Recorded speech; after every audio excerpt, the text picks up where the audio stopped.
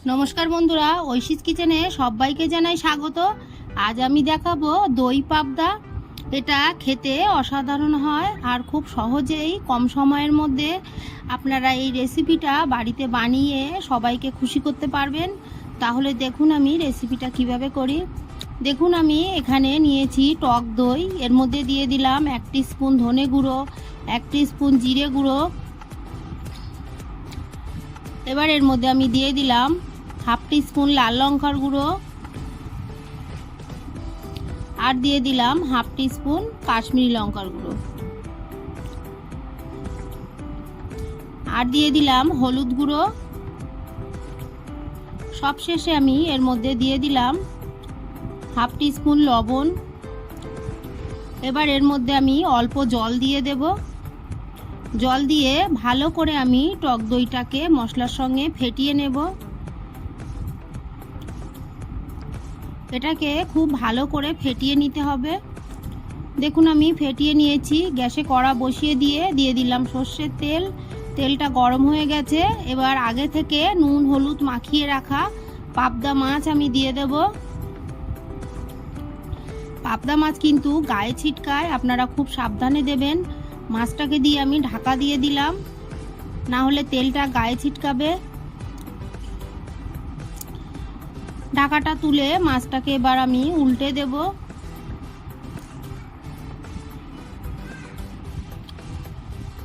এপিট ওপিট করে মাছটাকে ভেজে নিতে হবে, খুব কড়া ভাজা লাগবে না। আবারও ঢাকা দিয়ে দেখুন আমি মাছটাকে ভেজে নিয়েছি।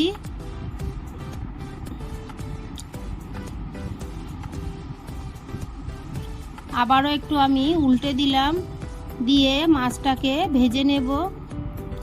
ঢাকা দিয়ে দেখুন আমি মাছটাকে ভেজে নিয়েছি। এবার তুলে নিলাম।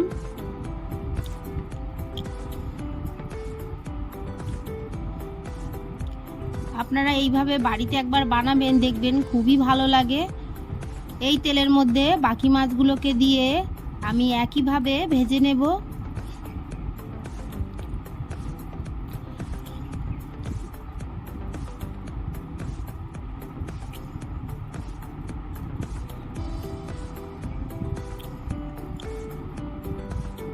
মাছটাকে এবার আমি ঢাকা দিয়ে দেব। ঢাকা দিয়ে কিছুক্ষণ রেখে ঢাকাটা তুলে দেখুন আমি এপিট ওপিট করে ভেজে নিয়েছি। এবার এই মাছটাকে তুলে নেব।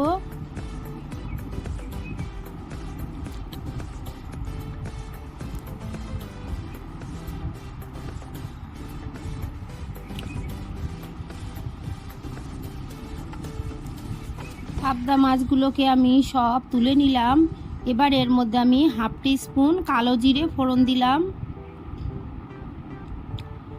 ফোড়নটাকে দিয়ে ফোড়নটা একটু ভাজা হলে এর মধ্যে আমি দিয়ে দেব 1 টিস্পুন আদা বাটা। এই সময় গ্যাসের ফ্লেমটাকে লো করে দেবেন। দেখুন আদাটা কেমন ছিটকাচ্ছে। এবার আদা বাটাটাকে দিয়ে এর মধ্যে আমি যে দই মশলার পেস্ট করে রেখেছিলাম সেটাকে দিয়ে দিলাম। এটাকে দিয়ে মিডিয়াম ফ্লেমে ভালো করে মশলাটাকে কষিয়ে নেব।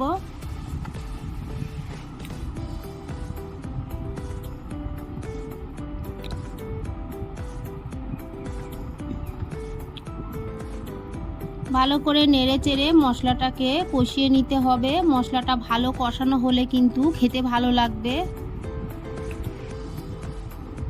এবার আমি এর মধ্যে দিয়ে দিলাম হাফ টিস্পুন চিনি। যেহেতু টক দই দিয়েছি তাই সামান্য চিনি দিলাম, আপনারা না খেলে দেবেন না। ভালো করে কষিয়ে নিয়েছি। এবার এর মধ্যে আমি দিয়ে দেব জল। আমি যে বাটিটায় পেস্ট করে রেখেছিলাম সেই বাটি ধোয়া জল আমি দিয়ে দিলাম। জল দিয়ে এবার এটাকে ঢাকা দিয়ে ফুটিয়ে নেব।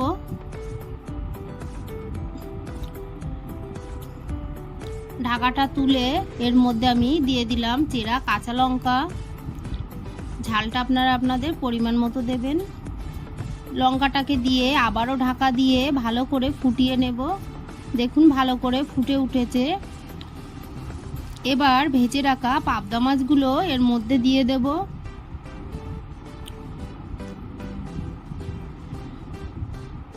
আপনারা যদি বাড়িতে একবার পাবদা মাছ দই দিয়ে রান্না করেন, দেখবেন সর্ষে বাটা খেতে ভালো লাগবে না, এটা দিয়েই ভাত খাওয়া হয়ে যাবে আর এটাই আপনাদের ভালো লাগবে। মাছগুলোকে দিয়ে আমি ঢাকা দিয়ে দিলাম, ঢাকা দিয়ে কিছুক্ষণ ফুটিয়ে নেব। কিছুক্ষণ পর দেখুন ঢাকাটা তুলে আবারও একটু নেড়ে দেব। এই সময় একটু দেখে নেব সব কিছু ঠিক আছে কিনা।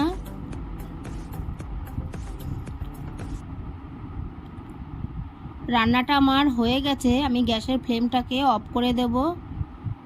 রেসিপিটা ভালো লাগলে প্লিজ আমার চ্যানেলটিকে সাবস্ক্রাইব করে দেবেন, পাশে থাকা বেল আইকনটি ক্লিক করবেন, তাহলে আমার নতুন ভিডিও নোটিফিকেশান আপনাদের কাছে পৌঁছে যাবে।